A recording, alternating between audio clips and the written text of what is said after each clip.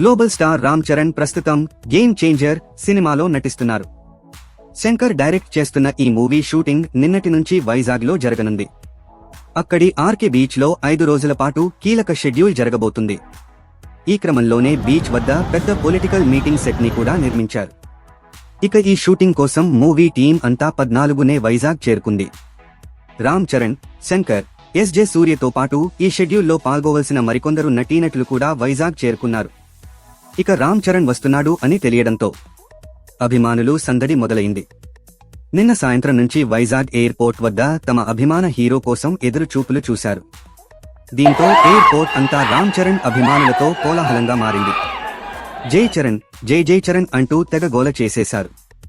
ఇక ఎయిర్పోర్ట్ వద్ద రామ్ చరణ్ భారీ అభిమానాన్ని చూసిన ఎస్జే సూర్య షాక్ అయ్యారు.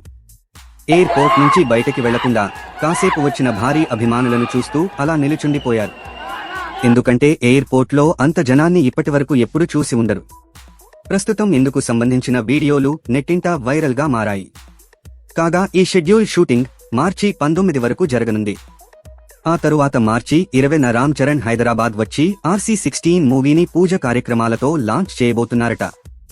నెక్స్ట్ డే నుంచి మళ్లీ హైదరాబాద్ లో గేమ్ చేంజర్ కొత్త షెడ్యూల్ స్టార్ట్ కానుంది.